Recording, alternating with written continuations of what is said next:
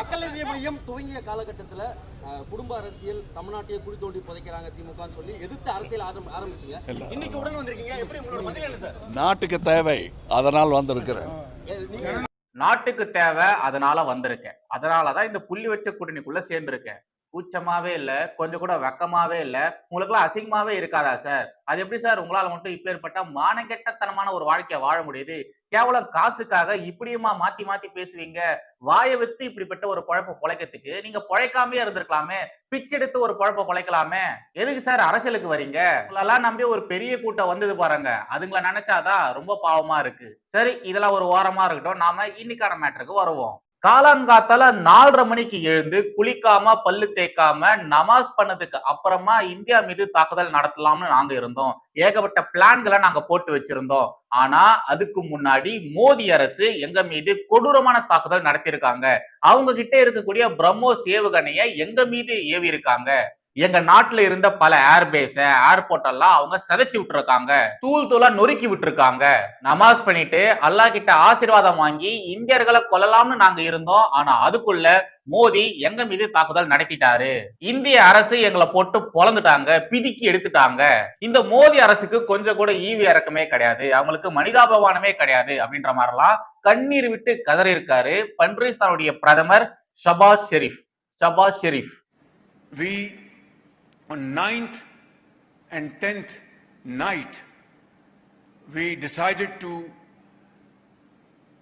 respond in a measured fashion to Indian aggression, and we had decided that at 4:30 in the morning after Fajr prayers, Pakistan armed forces led very ably by our Field Marshal, Chief Army Staff sitting here, Syed Asim Munir, to teach a lesson to our enemy. But before that hour reached, India again launched missile attacks, BrahMos, and hit Pakistan's various provinces, including airport in Rawalpindi and other places. பன்றிஸ்தான்ல இருக்கக்கூடிய இஸ்லாமிய பயங்கரவாதிகள் பகல்காம்ல அப்பாவி இந்துக்கள் மீது கொடூரமான தாக்குதல் நடத்தினாங்க. நிறைய பேரை கொடூரமான முறையில கொன்னு குவிச்சாங்க. அந்த கொடூரமான தாக்குதலுக்கு பதிலடி தரும் வகையில நம்முடைய பாரத அரசு ஆபரேஷன் சிந்தூரை ஆரம்பிச்ச கையோட ஏகப்பட்ட இஸ்லாமிய பயங்கரவாதிகளை போட்டு தள்ளியிருக்காங்க. பயங்கரவாதிகளை மட்டும் கிடையாதுங்க, அந்த பயங்கரவாதிகள் எங்கெங்கெல்லாம் அவனுங்க முகாம்களை கட்டமைச்சு வச்சிருக்கானுங்களோ, எங்கெங்கெல்லாம் அவனுங்க ட்ரைனிங் எடுப்பானுங்களோ, அந்த ஒட்டுமொத்த பன்றிஸ்தான் பயங்கரவாத உட்கட்டமைப்பையும் நம்முடைய பாரத அரசு அடிச்சு நொறுக்கி விட்டுருச்சு. நம்முடைய இந்திய ராணுவ வீரர்கள் துல்லியமான தாக்குதல் நடத்தியிருக்காங்க. அங்க இருக்கக்கூடிய அப்பாவி பொதுமக்கள் மீது தாக்குதல் நடத்தல, அங்க இருக்கக்கூடிய பயங்கரவாதிகள் மீது, இஸ்லாமிய பயங்கரவாதிகள் மீது மட்டும்தான் நம்முடைய ராணுவம் தாக்குதல் நடத்தி இருக்கு. அந்த நேரத்துல காங்கிரஸ் உட்பட பல எதிர்கட்சிகள் தேச விரோத கருத்துக்கள் மட்டும்தான் பேசிட்டே இருந்தாங்க. பன்றிஸ்தானுக்கு ஆதரவான ஒரு நெரட்டிவை மட்டும்தான் இங்க செட் பண்ணிட்டு வந்துட்டு இருந்தாங்க. இந்த போர்ல இந்தியா இழந்த விமானங்கள் எவ்வளோ, இந்தியாவை சேர்ந்த ராணுவ வீரர்கள் எத்தனை பேர் உயிரிழந்து போயிருக்காங்க, என்ன மாதிரியான டெக்னாலஜியை நீங்க இந்த போர்ல யூஸ் பண்ணிருக்கீங்க அப்படின்ற மாதிரி என்னென்ன கேள்விகள் கேட்கக்கூடாதோ, என்ன மாதிரியான விஷயங்கள் வெளியிடக்கூடாதோ அத மாதிரியான கருத்துக்களை மட்டும்தான் காங்கிரஸ் உட்பட பல எதிர்கட்சிகள் பேசிட்டே இருந்தாங்க. இந்தியால இருக்கக்கூடிய பல தேச விரோத பன்றிகள் நாம என்ன சொன்னாலும் கேட்கவே இல்லை. இந்திய அரசாங்கம் அதிகாரப்பூர்வமா வெளியிட்ட செய்திகளை கூட அவனுங்க நம்பவே இல்லை. அவனுங்க தொடர்ந்து பன்றிஸ்தானுக்கு மட்டும்தான் முரட்டத்தனமான முட்டுகளை கொடுத்துட்டு இருந்தானுங்க.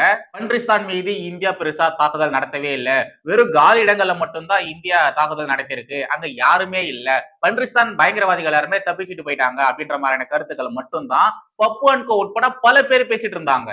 இப்ப ரீசெண்டா பன்றிஸ்தானுடைய பிரதமர் பிச்சை எடுக்கிறதுக்காக பல உலக நாடுகளுக்கு போயிருந்தாரு.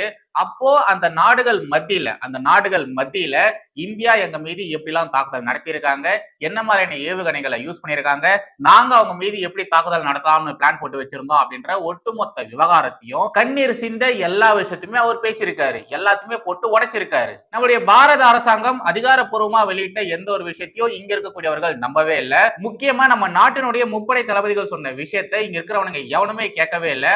அவங்க சொன்ன விஷயத்துக்கு எல்லாம் எதிராக தான் பேசிட்டு இருந்தாங்க. அவங்க அது மாதிரி பேசிட்டாங்க, அவங்க இது மாதிரிலாம் செஞ்சுட்டாங்க, எப்படி இது மாதிரிலாம் இவங்க பண்ணலாம், எப்படி அது மாதிரிலாம் செய்யலாம் அப்படின்ற மாதிரி தான் இங்க இருக்கக்கூடிய இருக்கக்கூடியவர்கள் பேசிட்டே இருந்தாங்க. இப்போ இந்த பன்றிசாவுடைய பிரதமர் உலக நாடுகள் மத்தியில கண்ணீர் விட்டு கதறி இருக்கார் இல்லையா, எப்படிலாம் எங்களை பாரத நாடு தாக்கி இருக்கு அப்படின்றத அவரே அவருடைய வாயால சொல்லியிருக்காரு இல்லையா. அப்படிலாம் அவர் சொன்னது நமக்கு இப்போ வசதியா போச்சு.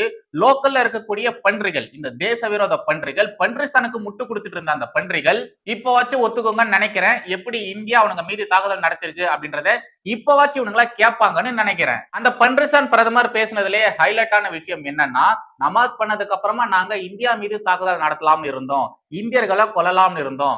ஆனா அதுக்குள்ள மோடி அரசு எங்களை அடிச்சு அங்கேயே சமாதி கட்டிட்டாங்கன்னு சொன்னாரு பாத்தீங்களா. அதுதான் அவன் சொன்ன அந்த கருத்தானது இங்க இருக்கக்கூடிய பல தேச விரோத பன்றிகளுக்கு கட்டுப்படுத்த முடியாத கவலையை கொடுத்திருக்கும். பாலஸ்தீன் மற்றும் காசா அங்க இருக்கக்கூடிய மக்களை எப்படி அல்லாஹ் பாதுகாத்தாரோ அதே மாதிரி பன்றிஸ்தான்ல இருக்கக்கூடிய மக்களையும் அல்லாஹ் பாதுகாப்பாராக. எப்பொழுதும் எதிராசன் வடிவழகு என் இதய தொழுதால் இல்லை எனக்கெதிர் இல்லை எனக்கெதிர் இல்லை எனக்கெதிரே. ஸ்ரீமதே ராமானுஜாய நமஹா. எனதருமை தேசியவாதிகளுக்கும் வணக்கம். ஐயநாதன் சொல்லி ஒரு ஊபி ஊடகவாதி இருக்காரு. அவர் நல்ல வயசானவர் தான். வயசானாலும் அவருடைய புத்தி மட்டும் சிறு புத்தியா தான் இருக்கு.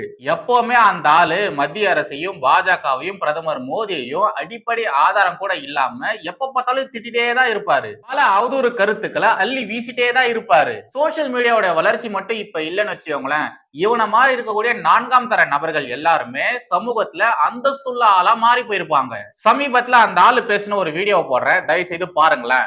3 ஆண்டுகளா நீங்க போகல, அது போகாததற்கு நீங்க என்னென்ன வச்ச காரணங்கள் இருக்குது, அந்த காரணங்கள் நிவர்த்தி ஆகல, அப்புறம் ஏன் போனீங்க?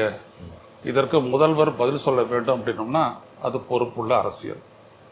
அவ்வளவுதானே உங்களுடைய கேள்வி. முதல்வர் எழுப்பின விடயங்கள்லாம் உங்களுக்கு அதில் மாறுபட்ட கருத்து இருக்கா? எடப்பாடி பழனிசாமிக்கோ அல்லது விஜய்க்கோ முதல்வர் 3 ஆண்டுகளா போகாததற்காக சொன்ன காரணத்தில் மாறுபட்ட கருத்து இருக்கா? பாஜக புறக்கணிக்குது, எதிர்பார்த்த அளவுக்கு நிதி ஒதுக்கீடு செய்யல, அவங்களே எல்லாம் தன்னிச்சையா முடிவெடுக்கிறாங்க அப்படின்ற எல்லா விடயத்துக்கும் இதே நித்தி ஆயோக் தானே வந்துட்டு எந்தெந்த பாராமீட்டர்ஸ்லாம் வந்துட்டு தமிழ்நாடு முன்னிலையில் இருக்குன்னு சொல்லுது. கல்வியில் அதை சொல்லுது. வளர்ச்சியில் 9.8%, அதாவது cross state domestic production GSDP அதுலேயும் வந்துட்டு முன்னிலையில் இருக்குதுன்னு சொல்லுது. வேலை வாய்ப்பு நிறையன்னு சொல்லுது. பெண்களுக்கு நிறைய வேலை வாய்ப்பு கொடுக்குற இடத்துல வந்துட்டு பார்த்தீங்கன்னா முன்னிலையில் இருக்கிறது 45% தமிழ்நாடுன்னு சொல்லுது. இதெல்லாம் சொல்லக்கூடிய இதே நித்தி ஆயோக் எந்த இடத்துல தமிழ்நாட்டுக்கான ஒரு உதாரணத்துக்கு மெட்ரோ ரயில் திட்டமாக இருக்கட்டும், இல்லை சாலை வசதிகள் ஆகட்டும், இல்லை ரயில்வே போக்குவரத்து ஆகட்டும், இவ்வளோ முன்னேறிய மாநிலம் மேலும் முன்னேறத்துக்கான தேவை இருக்கு இல்லையா? அப்போ அந்த தேவைக்கான நிதி ஒதுக்கீடு செய்யணும் அப்படின்னு சொல்லிட்டு நித்தி ஆயோக்னா என்னது, நித்தி ஆயோக் என்ன அப்படின்றத பற்றி ஒரு விளக்கம் கொடுக்க தெரியுமா முதல்ல எடப்பாடி பழனிசாமிக்கும் விஜய்க்கும்? இப்ப நடந்த நிதி ஆயோக் கூட்டத்துக்கு முதலமைச்சர் ஸ்டாலின் போயிருந்தாரு. இவ்வளவு வருஷமா நீங்க அந்த கூட்டத்துக்கு போனதே கிடையாது, இப்பயே திடீர்னு போறீங்க அப்படின்ற மாதிரியான கேள்விகளை தொடர்ந்து எதிர்கட்சியில் இருக்கக்கூடியவர்கள் கேட்டுட்டு வந்துட்டு இருக்காங்க. அது மாதிரியான கேள்விகளுக்கு திமுக இருக்கக்கூடியவர்கள் பதில் சொல்றாங்களோ இல்லையோ, ஆனா இவரை மாதிரி இருக்கக்கூடிய போலி ஊடகவாதிகள், ஊபி ஊடகவாதிகள் திமுகவுக்கு வக்காலத்து வாங்குறதுக்கு ஓடி வந்துடுறானுங்க. நிதி ஆயோக் கூட்டத்துக்கு போயிட்டு நான் இதெல்லாம் பேசினேன், இது மாதிரியான விஷயங்கள்லாம் நான் கேட்டேன் அப்படின்ற மாதிரி முதலமைச்சர் ஸ்டாலின் ஒரு ட்வீட் ஒன்னு போட்டிருந்தாரு. அந்த ட்வீட்ல முதலமைச்சர் ஸ்டாலின் அவர்கள் சொன்ன எல்லா விஷயமும் பாத்தீங்கன்னா புதுசே கிடையாது, எல்லாமே பழசுதான், அறுத பழசுதான். வருஷா வருஷம் பாஜகவுக்கு எதிராக அவங்க எடுத்து வைக்கக்கூடிய குற்றச்சாட்டுகள் தான். அதை தான் நீங்க டெய்லி இங்கே பேசிட்டு இருக்கீங்களே. நிதி ஆயோக் கூட்டத்துக்கு போயிட்டு ஏன் அங்கேயும் அதையே பேசிட்டு இருக்கீங்க? சரி, அந்த நிதி ஆயோக் கூட்டத்துல முதலமைச்சர் ஸ்டாலின் இதெல்லாம் தான் பேசினாரு அப்படின்ற மாதிரி வச்சுக்கலாம். அதுக்கான ஆதாரங்கள் ஏதாச்சும் அவங்க வெளியிட்டாங்களா? முதலமைச்சர் ஸ்டாலின் அவர்கள் அந்த கூட்டத்துல பேசின ஏதாச்சும் ஃபுட்டேஜஸ் இருக்கா? இன்னும் எங்களெல்லாம் பார்த்தா பைத்தியக்காரனாவே தெரியல உங்களுக்கு எல்லாம். இந்த ஐயநாதன் மாதிரி இருக்கக்கூடிய போலி ஊடகவாதிகளுக்கு ஒரு சில கேள்விகளை மட்டும் நாம இப்ப கேட்டுக்கலாம். நிதி ஆயோக் கூட்டத்துக்கு போன முதலமைச்சர் ஸ்டாலின் அவர்கள் பிரதமர் மோடி அவர்களை தனியா சந்திக்கிறதுக்கு ஏன் நேரம் கேட்டாரு? அதே மாதிரி RSS தலைவர்களை சந்திக்கிறதுக்கு ஏன் நேரம் கேட்டாரு? அங்க அவங்க வச்ச டிமாண்ட்ஸுக்கு ஏன் நம்முடைய முதலமைச்சர் ஸ்டாலின் அவர்கள் ஒத்துக்கிட்டாரு? அவங்களுடைய டிமாண்ட்ஸை இவர் ஏத்துக்கிட்டாரு? முதலமைச்சர் ஸ்டாலின் அவர்கள் நிதி ஆயோக் கூட்டத்துக்கு போனதுக்கு அப்புறமா, அந்த மீட்டிங்லாம் முடிஞ்சதுக்கு அப்புறமா தனியா இது மாதிரியான மீட்டிங்லாம் போயிருந்தார் இல்லையா, தனியா சந்திச்சு சில விஷயங்களா பேசியிருக்காரு இல்லையா, அந்த ஒட்டுமொத்த விவகாரங்களை குறித்தும் ஜூனியர் விகடன்ல ஒரு ஆர்டிகல் ஒண்ணு வந்திருக்கு. முதலமைச்சர் ஸ்டாலினின் டெல்லி விசிட் அப்படின்ற மாதிரி அந்த ஒரு ஆர்டிகல் இருக்கும். ஜூனியர் விகடன்ல சொல்லியிருக்கக்கூடிய அந்த விஷயங்களை குறித்து இப்போ வரைக்கும் திமுகவினர் ஏதாச்சும் பேசினாங்களா? ஏதாச்சும் மறுப்புகளை அவங்க தெரிவிச்சிருக்காங்களா? அந்த ஆர்டிகல்ல வந்திருக்கக்கூடிய விஷயங்களுக்கு எதிராக திமுகவினரோ இல்லைன்னா இவர மாதிரி இருக்கக்கூடிய போலி ஊடகவாதிகளோ ஏதாச்சும் பேசியிருக்காங்களா? ஏதாச்சும் மறுப்புகள் தெரிவிச்சிருக்காங்களா? ஈவன் திராவிட மூத்த பத்திரிகையாளர் மணி இருக்கார் இல்லையா, அவர் கூட அந்த விஷயங்களை குறித்து எல்லாம் பேசியிருக்காரு. முதல்ல இந்த ஐயநாதன் இருக்காரு இல்லையா, இவரு விஜய்க்கு சொம்படிக்கிறதுக்காக விஜய் கட்சியில போய் சேர்ந்தாரு. இப்போ வாய் கீழே பேசுறாரு இல்லையா, இப்படி பேசுறவரு எதுக்கு விஜய் கட்சிக்கு போனாரு? விஜய்க்கு முட்டி போட்டிய முரட்டத்தனமான முட்டுக்களை கொடுத்தாரு. திமுக ஆட்சியில இவ்வளவு நல்ல விஷயங்கள்லாம் நடந்திருக்கு அப்படின்னு நீங்க சொல்றீங்க. இவ்வளவு நல்ல விஷயங்கள் நடந்திருக்குன்னா ஏன் சார் நீங்க டிவி கேக்கு போனீங்க, விஜய்க்கு சப்போர்ட் பண்ணிட்டு இருந்தீங்க? விஜய் தமிழக அரசியல ஜொலிக்கிறதுக்கு நீங்க ஏன் ஐடியா எல்லாம் கொடுத்தீங்க? வயசான காலத்துல கேவலம் காசுக்காக இப்படி வாயை வித்து எல்லாம் பழைக்கிறீங்களே, உங்களுக்கு எல்லாம் அசிங்கமா இல்ல? இப்படி மாத்தி மாத்தி பேசிட்டு இருக்காரு இல்லையா, இதுக்கப்புறமா இவருடைய பேரு ஐயநாதன் கிடையாது, அயோக்கியநாதன். இப்ப நாம மெயின் மேட்டருக்கு வரலாம். நிதி ஆயோக் கூட்டத்துக்கு கடந்த 3 ஆண்டுகளாக முதலமைச்சர் ஸ்டாலின் அவர்கள் போகவே இல்லை. அதுக்கான காரணங்கள் சொல்லி இவரு இப்போ ஒரு சில விஷயங்கள் சொல்றாரு இல்லையா, ஒரு சில பாயிண்ட்கள் சொல்றாரு இல்லையா.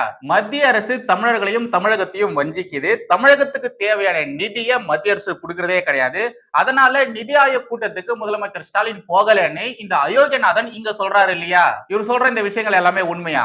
கிடையாது, பொய், பச்சை பொய்.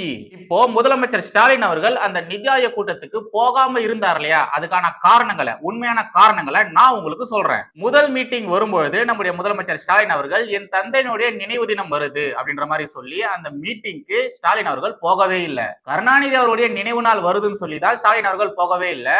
அதுக்கும் பாஜகவுக்கும் என்னங்க சம்பந்தம்? அந்த இடத்துல நிதி பகிர்வு விவகாரம்லாம் எங்கிருந்து வந்தது? 2வது மீட்டிங் வரும்பொழுது முதலமைச்சர் ஸ்டாலின் அந்த மீட்டிங்க பத்தி கொஞ்சம் கூட கவலையே படாம ஜப்பானுக்கு போனாரு. ஞாபகம் இருக்குங்களா? ஜப்பானுக்கு போனாரு, ஞாபகம் இருக்குங்களா? ஸ்டாலின் ஜப்பான் போனதுக்கும் பாஜகவுக்கும் என்னங்க சம்பந்தம்? நிதி ஆயோக் கூட்டத்துக்கு ஏன் நீங்க போகலன்னு கேட்டதுக்கு பாருங்க, இவர மாதிரியான ஆட்கள் என்னென்னலாம் சொல்றாங்க பாருங்க. ஜப்பான் போனதை குறித்து இவர் பேசுறாரா? கலைஞர் கருணாநிதி நினைவு நாளை காரணம் காட்டி அவர் நிதி ஆயோக் கூட்டத்துக்கு போகாம இருந்ததை பத்தி இவர மாதிரியான ஆட்கள் பேசுறாங்களா? 3வது கூட்டம் வரும்பொழுது அந்த கூட்டத்துக்கு போகாம அங்க போய் தமிழக உரிமையை கேட்டு பெறாம வெறும் ஒரே ஒரு வீடியோவை போட்டு அந்த நிதி ஆயோக் கூட்டத்தை முதலமைச்சர் ஸ்டாலின் அவர்கள் புறக்கணிச்சாரு. 4வது கூட்டம் இப்ப நடந்தது. கிட்டத்தட்ட 4.5 வருஷமா பாஜக அரசு மீது இந்த திமுக அரசு என்ன விதமான குற்றச்சாட்டுகளை முன்னெடுத்து வைக்கிறாங்களோ அதே தான் இப்போ வரைக்கும் வச்சுட்டு வந்துட்டு இருக்காங்க. ஆனாலும் முதலமைச்சர் ஸ்டாலின் இந்த கூட்டத்துக்கு போயிருக்காரு. 4வதாக நடந்த இந்த கூட்டத்துக்கு போயிருக்காரு. அப்படி என்ன திடீர் மாற்றம் வந்ததுன்னு முதலமைச்சர் ஸ்டாலின் இந்த நிதி ஆயோக் கூட்டத்துக்கு மட்டும் போயிருக்காரு? அதை தானே இப்ப எல்லாருமே விமர்சனம் பண்றாங்க, எல்லாருமே கேள்விகள் கேட்கறாங்க. அந்த கேள்விகளுக்கு யாராச்சும் பதில் சொல்றாங்களா? சொல்றதே கிடையாது. ஆனா உண்மை என்ன அப்படின்றது எல்லாருக்குமே தெரியும். இந்த விஷயத்தெல்லாம் கவனிக்கக்கூடிய மக்களுக்கு நல்லாவே தெரியும். அவங்க கேட்கக்கூடிய அந்த கேள்விகளுக்கு நேரடியாக பதில் சொல்லாம இவர மாதிரி இருக்கக்கூடிய போலி ஊடகவாதிகள், எச்ச எலும்பு துண்டுக்கு வாலாட்டக்கூடிய ஊடகவாதிகள் ஏன் தேவையில்லாத விஷயத்தை பத்தி மட்டும் பேசுறாங்க? ஏன் தேவையில்லாம கத்திட்டு இருக்காங்க? இந்த அயோக்கியநாதன் மாதிரிதான் இங்க பல அயோக்கியர்கள் இருக்கானுங்க. ஓரளவு அரசியல் தெரிஞ்ச நம்மள மாதிரியான ஆட்கள் கிட்டே இவனுங்க இந்த அளவு பேசுறானுங்களே, ஒண்ணுமே தெரியாத பாமர மக்கள் கிட்ட இவனுங்க என்னென்னலாம் பேசி அவங்க மண்டையை கழுவி இருப்பானுங்க. கொஞ்சம் யோசிச்சு பாருங்களேன்.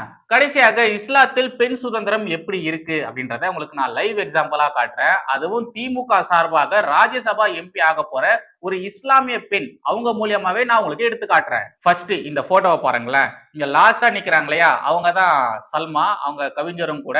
அவங்கதான் இப்ப திமுக சார்பாக ராஜ்யசபா எம்பியா தேர்ந்தெடுக்கப்பட்டிருக்காங்க. இவங்க ராஜ்யசபா எம்பியா தேர்ந்தெடுக்கப்பட்டதுக்கு அப்புறமா ஒவ்வொரு கட்சியா போயிட்டு வாழ்த்துக்கள், ஆசீர்வாதங்கள் இதெல்லாம் வாங்கிட்டு வந்துட்டு இருக்காங்க. ஃபர்ஸ்ட் இந்த போட்டோ பாக்குறீங்க இல்லையா, இது வந்து கம்யூனிஸ்ட் ஆபீஸ். ஓகேங்களா, கம்யூனிஸ்ட் ஆபீஸ் போகும்போது இந்த ஒரு போட்டோ எடுத்திருக்காங்க. அடுத்ததாக இந்த போட்டோவை பாருங்க. வேல்முருகன் உங்க எல்லாருக்குமே நல்லாவே தெரியும். இவரு திமுக கூட்டணி கட்சியில இருக்காரு. இவரை பார்த்தோ வாழ்த்துக்கள் பெற்று இருக்கிறாங்க நம்முடைய கவிஞர் சால்மா அவர்கள், வருங்கால ராஜ்யசபா எம்பி. இவங்க இத மாதிரி வாழ்த்தெல்லாம் பெற்று இருக்கிறாங்க. கடைசியாக இந்த போட்டோவை பாருங்க. முஸ்லிம் லீக் கட்சி இருக்கு இல்லையா, அந்த கட்சியினுடைய தலைவரை பார்க்க போகும்பொழுது இத மாதிரி போயிருக்காங்க. இப்போ இந்த 3 போட்டோஸ் நீங்க பாத்தீங்க இல்லையா, ஏதாச்சும் டிஃபரெண்டா நீங்க கண்டுபிடிச்சீங்களா? எந்த இடத்துல கவிஞர் சால்மா அவர்கள் மாறுபடுறாங்க அப்படின்றத உங்களால கண்டுபிடிக்க முடியுதா? கம்யூனிஸ்டுகளை பார்க்க போகும்போதும் சரி, வேல்முருகன் அவர்களை பார்க்க போகும்போதும் சரி, நம்முடைய கவிஞர் சல்மா, திமுக ராஜ்யசபா எம்பி ஆக போற கவிஞர் சல்மா அவர்கள் முக்காடு போடவே இல்லை. ஆனா முஸ்லிம் லீக் கட்சி தலைவரை சந்திக்க போகும்போது மட்டும் எப்படி முக்காடு போட்டிருக்காங்க பாத்தீங்களா? சல்மா மேடம், பெண் சுதந்திரம், பெரியாரியம் இதெல்லாம் பேசிட்டு இருப்பீங்க. இஸ்லாத்துல மட்டும்தான் பெண் சுதந்திரம் இருக்கு அப்படின்ற மாதிரிலாம் நீங்க பேசிட்டு இருப்பீங்க. இதான் முற்போக்கா மேடம்? இதான் இஸ்லாத்துல இருக்கக்கூடிய பெண் சுதந்திரமா மேடம்? இடத்துக்கு ஏத்த மாதிரி நடந்துக்கிறது தான் திராவிடம் போல, திராவிட அரசியல் போல. இந்த ஒரு போட்டோஸ்ல வெளியே வந்ததுக்கு அப்புறமா நெட்டிசன்கள் என்ன தெரியுமா சொல்றாங்க? எங்க எப்படி நடந்துக்கணுமோ அங்க அப்படி நம்முடைய திராவிட அரசியல்வாதிகள் நடந்துப்பாங்க, அதுதான் அவங்களுடைய ஸ்பெஷாலிட்டியே அப்படின்ற மாதிரிலாம் பங்கமா கலைச்சிட்டு வராங்க. பேசும்பொழுது மட்டும் வாய் கிழியே பேசுவாங்க, பெண் சுதந்திரம் அது இதெல்லாம் பேசுவாங்க. ஆனா உள்ளுக்குள்ள போய் பாத்தீங்கன்னு வச்சுக்கோங்களேன், எல்லாருமே இத மாதிரிதான் இருப்பாங்க. இதுல சுயமரியாதை, சமத்துவம், சமூக நீதினு உருட்ட வேற செய்வாங்க. 2025 வந்ததுக்கு அப்புறமாவும் இவங்கலாம் பாருங்களேன், இன்னமும் இப்படியே இருக்காங்க பாருங்களேன். என்னத்த சொல்ல. சொல்லதாங்க இன்னைக்கான கண்டென்ட். மறுபடியும் அடுத்த ஒரு வீடியோல சந்திக்கிறேன். ஜெய் ஹிந்த், வந்தே மாதரம்.